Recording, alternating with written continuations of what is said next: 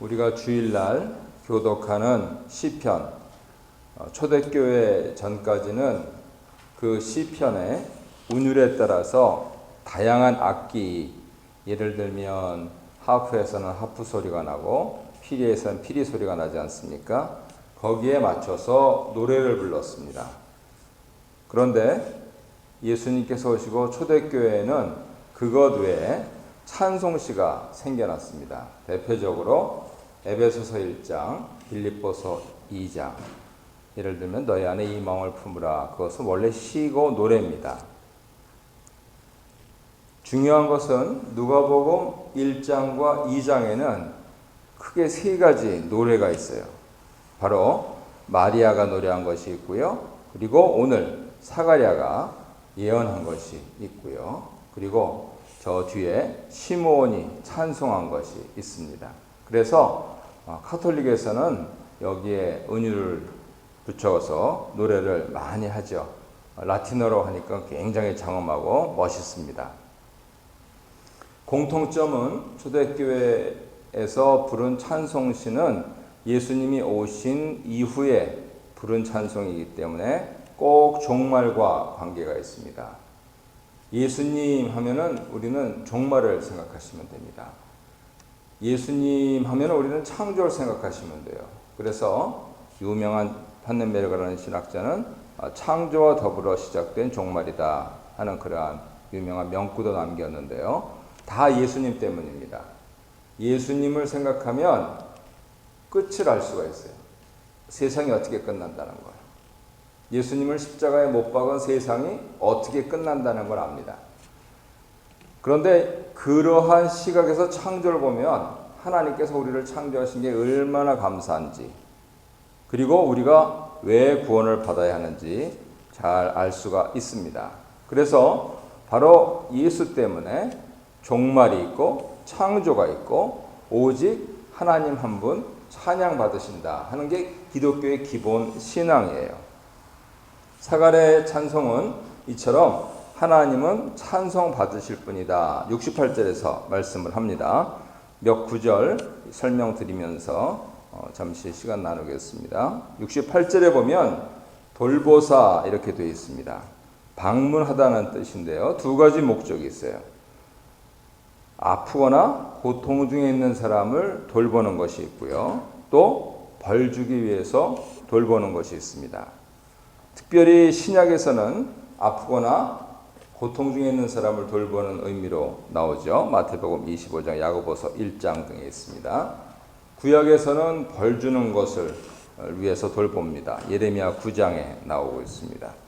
이처럼 이러한 하나님께서 방문하신다 하는 뜻이 돌보다 하는 겁니다.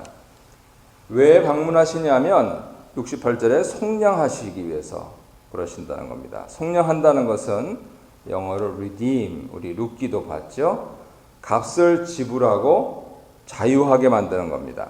특별히 출애굽기 20장을 보면 하나님께서 이스라엘 백성을 이집트에서 해방시키신 것을 배경으로 갖고 있어요. 그러면 우리가 굉장히 유념을 해야 되는데, 속량하다는 게 redeem 한다는 게 값을 지불했다면 예수님께서 당신의 피값으로 값을 지불하신 것처럼 여호와 하나님께서 무엇을 지불하셨어요?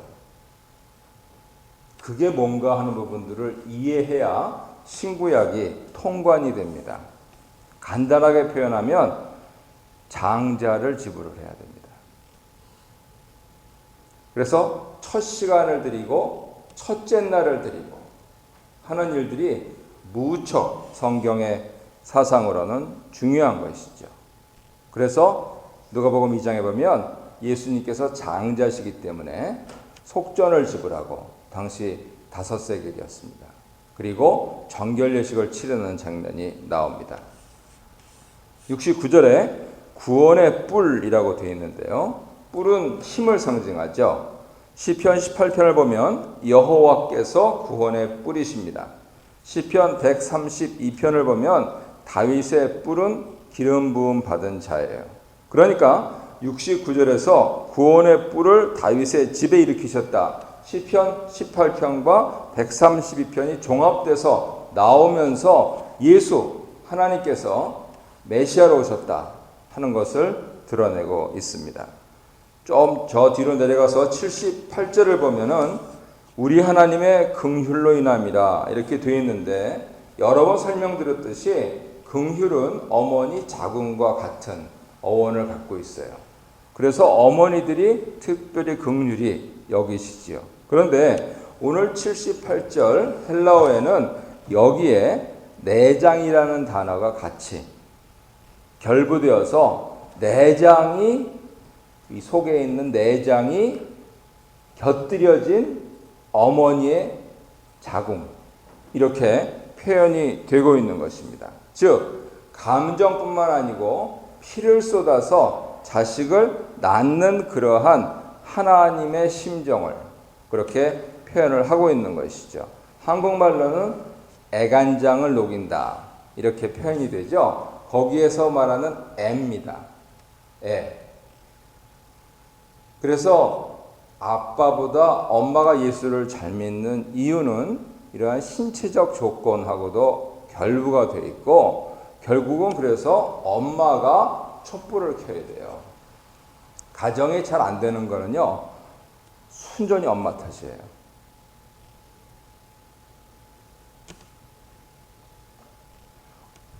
엄마가 하나님 말씀에 입각해서, 더구나 남자들보다 여자들이 굉장히 전통적입니다. 그러면 우리 교회에 지금 편만한 문제가 새벽 기도도 안 나오고 심지어는 주일 예배도 안 나와요. 저는 작년에 깜짝 놀랐어요. 뭐 먹는 거 한다고 주일 예배를 빠졌다 그래서 이 사상의 문제구나 이게. 야, 그래 엄마들 참 문제가 많다. 엄마들이 주일날 나와야, 엄마들이 새벽 기도 나와야 그 가정이 잘 됩니다. 하나님께서 그렇게 몸을 만드셨고 하나님께서 그렇게 오늘 상징을 하세요. 그러면 아빠들은 뭐냐? 그냥 가만히만 있어주면 돼요. 방해만 안 하면 돼요. 왜요? 아빠는 아빠니까. 그래서 헤드라 그러잖아요. 그냥 가만히만 있으면 돼요. 아빠가 오히려 뭐 온갖 거 다 하고 다니면 집안이 안 됩니다. 그냥 가만히 있어서 자리를 지키면서 아빠답게 하면 엄마가, 그래서 우리 김춘환 목사님 지난번에 와서 화면 보여주셨을지 모르는데 그 집은, 그 교회는 엄마가 촛불을 킵니다. 예배 시작을 엄마가 알리는 거죠. 그래서 저는 오늘 새벽에 굉장히 감사했어요. 그냥 에휴, 피곤해서 못 일어나면 그냥 나 혼자 가야지. 아빠는 이러고 이렇게 나오고 있는데 엄마는 애들 깨우고 가야지요 하면서 제대로 된 집안이라는 거죠. 죄송합니다. 좀 자랑 좀 했습니다. 78절에 돋는 해라고 하는데 아마 뭐 이렇게 좀 들어보셨을 거예요. 아나톨레라 그러는데요. 빛이 떠오르는 겁니다. 그러면서 상징하는 게 동쪽입니다. 출애굽해서 이스라엘이 팔사진으로, 그러니까 제갈공명의 그 병법을 쓰면은 뱀처럼 이렇게, 그러니까 고정돼서 가지 않고 이렇게 전후 좌우로 움직이면서 가는데, 그것을 선도하는 게 유다 시므온 지파의 동진이에요. 그리고 성전도 입구가 동쪽입니다. 왜요? 이 동쪽을 통해서, 아나톨레, 이것을 통해서 빛이 들어오면서 하나님이 임재하시기 때문에 그래요. 그래서 어둠과 죽음에 있는 그늘이라고 하는 것과 대비가 되면서 돋는 해를 강조하고 있습니다. 그러니까 메시아께서 오신 것은 성전 동문처럼, 해방군의 동진처럼 하나님께서 우리를 찾아오셨다. 앞에 돌보다 말씀하셨죠. 그래서 그렇게 노래를 하고 있는 것이죠. 잠깐 설명드린 대로 79절에 어둠과 죽음의 그늘에 앉은 자라고 하는 것은 이 메시아를 기다리는 이스라엘 백성의 상태지요. 우리 민족에게 적용하자면 북한의 같은 동족들이죠. 또 억류되어 있으신 우리 목사님도 그러시고요. 그랬을 때 우리가 이런 말씀을 듣고 기도를 드릴 수가 있죠. 하나님 평화적으로 조국이 빨리 통일되게 해주세요. 진정한 해방이 있게 해주세요. 또 우리 목사님은 아니지만 이 토론토의 목사님 빨리 좀 나오실 수 있게 지금 돈이 좀 결부되어 있는 것 같은데요. 바깥까지도 다 내라고. 사회주의자들은 무서워요. 거기에 기독교 영향이 사실 이 성경 사상이 굉장히 이렇게 침투가 되어 있어서 사회주의자들은 손해를 안 봅니다. 약값도 내라 그래요. 그래서 어둠과 죽음의 그늘에 앉은 자 상태를 나타냅니다. 80절에 아이가 자라며 심령이 강하여지다. 그래서 자라다 그리고 강하여지다가 요한에게 적용되는데 똑같이 예수님에게도 2장 40절에 보면 자라며 강하여지고 이렇게 적용이 됩니다. 요한에게 적용될 때는 심령이라고 하는 푸니마티가 붙는데 예수님께 적용될 때 2장 40절에 적용될 때는 그냥 아이가 자라며 강하여지고 심령이 아니고 지혜, 충만한 지혜, 그리고 위에 계신 하나님의 은혜. 그래서 기본적으로 차원이 다르다 하는 것을 의원 누가가 설명을 하고 있습니다. 예수님하고 도저히 비교할 수가 없으니까 그렇다선 치더라도 80절을 가만히 보면은요, 이 세례요한이 보통 사람이 아닌 것을 알 수가 있죠. 아이가 튼튼하게 자라면서 심령이 굳세게 되었다.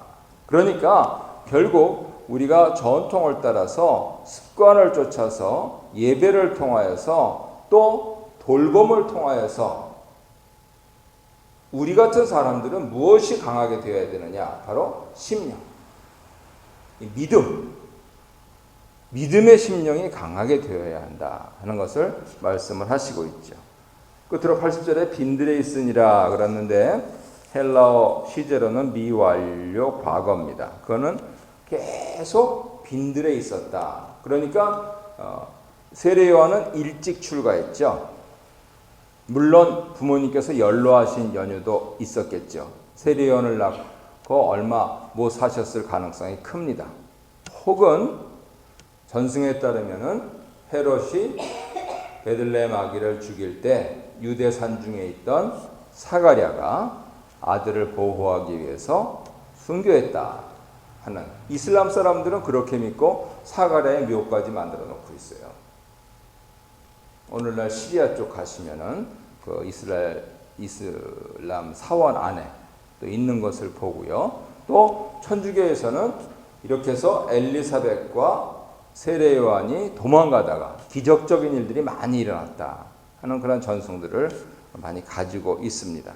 성경이 말씀하시는 것은 어찌 되었든 간에 세례요한은 계속 빈들 광야에서 머물러 있었다 이렇게 말씀을 하시는 것이죠. 앞에서 잘하는 것과 강하게 하다 하는 부분들을 세례요한과 그렇게 비교하면서 병행한 누가는 역시 4장 1절에 보면 예수님께서도 40일 동안 빈들 광야에 계셨다 이렇게 설명을 합니다. 하나님의 아들이시기 때문에 40일 상징적인 숫자죠. 이 체질, 우리 마음이 변하는 숫자입니다. 그랬을 때 완전한 순종을 위하여서 예수님께서 그렇게 계셨는데 세례요한은 계속해서 그렇게 머물고 있었다 이렇게 표현을 하고 있는 것이죠. 오늘은 둘째 그룹 큐티 나눔에서 창조의 모판, 지난주에 이어서 두 번째 빈들입니다. 세례요한은 예루살렘 도성 성전이 아니고 빈들에서 지극히 높으신 이의 선지자로 자라갑니다. 말은 태어나면 어디로 보내라고 했죠? 제주도로 보내고, 사람은 태어나면 한양으로 보내라고 했죠. 그거는 세상적인 관점이고 성경적인 관점은 빈들로 보내는 겁니다. 거기서 지극히 높으신 이의 선지자로 자라나기 위해서죠. 도성이나 성전으로 가면은 교육은 잘 받을 수 있고 휴먼 네트워킹은 잘 할 수가 있는데 디바인 네트워킹은 힘들어요. 오늘도 도시를 보면 사람들이 이 스카이라인을 만들면서 바벨탑을 계속 쌓고 있기 때문에 그 안에 있다 보면 하나님을 자꾸만 잊어버립니다. 빈들에서는 볼 게 없어요. 찾을 게 없어요. 그러니까 뭘 찾습니까? 하나님을 찾아요. 그래서 디바인 네트워킹을 하기 위해서는 빈들에 가야 된다 하는 것을 세례요한 일상이 처음부터 보여주고 있는 것이죠. 1번 보겠습니다. 사가랴는 이스라엘을 속량하신 하나님을 찬양하고 메시아 돌의 구원을 예언하는데요. 이전과 달라졌습니다. 성령 충만해서 하나님을 찬양하던 모습이었습니다. 천사를 봤는데도 하나님 약속을 불신하던 모습과 대조를 이루죠. 더구나 평민도 아니고 제사장이었지 않습니까? 이제 성령의 충만함을 받았을 때 의심에서 찬양으로 태도가 바뀌는 것이죠. 물론 징벌을 받아서 귀도 안 들리고 말도 못하는 일을 세례요한이 날 때까지 10달 동안 했지만은 그 사이에 사가랴 제사장은 무엇이 됐느냐? 자기를 비웠다. 이렇게 말씀드릴 수 있죠. 결국 자기를 비우는 성장을 통해서 성령께서 충만히 임하시고 그리고 자기가 아닌 하나님을 찬양하는 소리가 나왔다. 이렇게 말씀드릴 수 있습니다. 2번 보겠습니다. 긴 침묵 끝에 하나님을 찬양하고 있는데 그 이유가 68절을 보면 자기 백성을 돌보시고 찾아오셔서 속량하셨기 때문에 69절에 보면은 우리를 위해 구원의 뿔을 다윗의 집에 일으키셨기 때문에 라고 이유를 댑니다. 사가랴의 찬양이면서 예언인데요. 가혹한 현실은 변하지 않았지만은 메시아를 통한 새로운 출애굽의 역사가 시작되었음을 믿었기 때문에 이렇게 찬양할 수 있었던 것이죠. 3번 봅니다. 하나님이 언약을 기억하시고 지키신 이유는 무엇이냐면 자기 백성을 원수의 손에서 건지시고 주의 앞에서 성결과 의로 섬기는 백성으로 세우시기 위해서입니다. 하나님께서 언약하시고 구원하신 목적이 분명하죠. 그거는 건져내셔서 섬기게 하시는 겁니다. 구원은 로마의 압제 권력에서 다른 지배 권력으로 교체되는 것이 아니고 하나님 아래로 들어오는 겁니다. 그것을 성경은 자유와 사랑의 사람으로의 새 창조다 이래 말씀을 하시는 것이죠. 토라의 종이 될 것이냐 바로의 종이 될 것이냐 로마의 종이 될 것이냐 예수의 종이 될 것이냐 하는 갈림길이 있을 뿐 사람들은 회색지대가 있다고 100번에 99번은 말하지만 새빨간 거짓말입니다. 둘 중에 하나입니다. 그것이 인생의 한계요 인생의 진로입니다. 그렇다면 토라냐 바로냐 예수냐 가이사냐 하는 부분들에 있어서 우리 입장을 분명해야 되겠죠. 중간을 자유로 가는데 그런 건 없다니까는요. 나눔 1번 보겠습니다. 변하지 않는 상황, 풀리지 않는 문제, 응답되지 않은 기도가 쌓여갈 때 나는 어떻게 반응합니까? 우리 교회도 15년 됐는데요. 딱 이 상황 같죠? 안 그래요. 하나님께서 과연 나한테 어떻게 하셨는가? 하나님께서 나에게 영향을 받는 사람들에게 어떻게 하셨는가? 하나님께서 나와 나에게 영향을 받는 우리를 통해서 다른 이들에게 어떻게 하셨는가 하는 부분들에 대해서 잘 세봐야 됩니다. 그러면 How dare you to say 변하지 않는 상황, 풀리지 않는 문제, 응답되지 않는 기도 그거는 내 시리각이에요. 하나님께서는 여전히 일하고 계십니다. 내가 하나님의 그 창조와 새 창조 사역에 심지어는 우리 자녀들이 커서 새 가정을 이루면서 또 다른 자녀를 낳는 그 첫 창조 그거라도 하신다는 거예요. 그러니 이 새 창조의 역사는 얼마나 위대할 것이냐 하는 부분들에 대해서 우리가 빨리 눈을 뜨고 영안이 열려야 되겠죠. 나름 2번 보겠습니다. 구원은 예배와 섬김 대상이 바뀌는 것입니다. 하나님께 매이는 진정한 자유죠. 그게 자유가 아니라고. 그래서 1880년대에 유명한 세 사람이 등장을 했어요. 찰스 다윈이 진화론을 들고 나왔고요. 니체가 신은 죽었다고 그렇게 했고요. 그리고 칼 막스가 사회주의 사상을 들고 나왔습니다. 조금 뒤에 시그문드 프로이드가 무의식의 성충동의 그러한 정신의학을 가지고 나왔습니다. 오늘날 현대는 이 사람들의 사상이 판치는 포스트 모던 시대인데, 그러면 하나님은 죽었냐? 아니에요. 그렇지 않아요. 그 사람들은 그 사람들에게 매이는 것이고요. 우리는 하나님께 매이는 겁니다.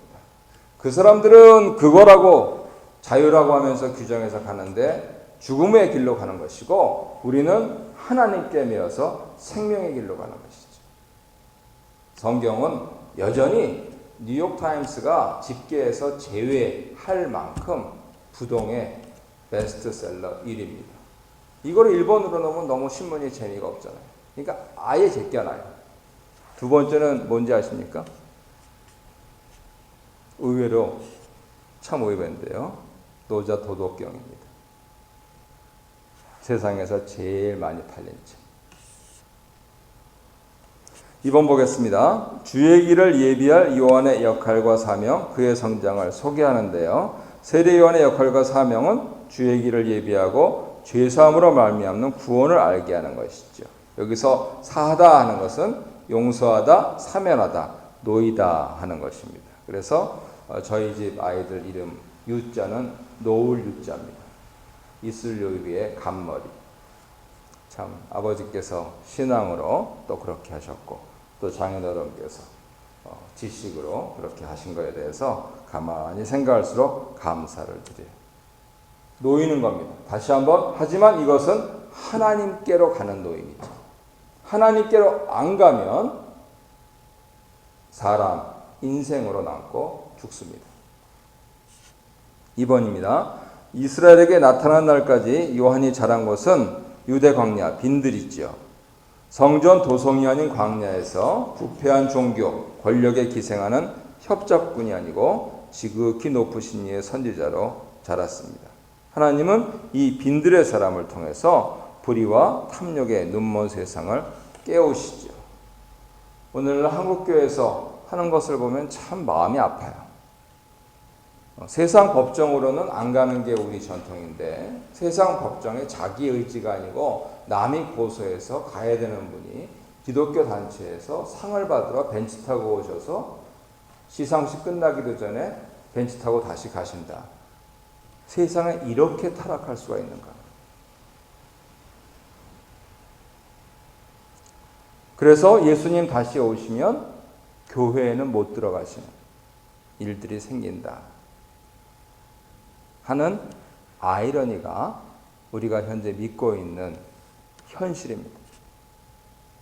그랬을 때 과연 나는 3분처럼 빈들이 하나님 창조의 모판일지인데, 특정 장소만 아니고 해명할 수 없는 사건, 오래된 질고, 불편한 인간관계, 과연 이랬을 때 다른 사람이 아니고 나의 신앙 성숙 성장을 위해서 나에게 소명과 사명을 내려주시기 위해서 하나님께서 나에게 허락하신 광야는 어디냐?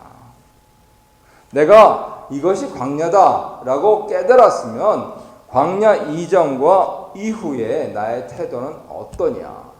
여전히 의심의 눈초리로 귀와 눈이 다 막혀서 꾹 답답하게 살고 있는 10달을 지내고 있느냐?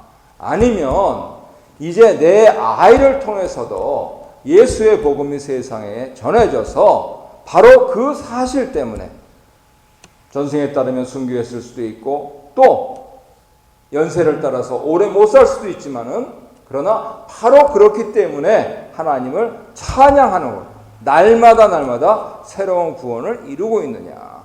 전적으로 내 책임입니다. 그리고 전적으로 엄마 책임입니다. 부담드려서 죄송해요, 엄마들께. 하지만 뭐 사실이니까 어쩔 수가 없고요. 예, 아빠들은 그냥 자리만 잘 지키시면 되겠습니다. 함께 기도 제목은 구원의 주를 찬양합니다. 주의 긍휼을 잊지 않고 거룩하고 의롭게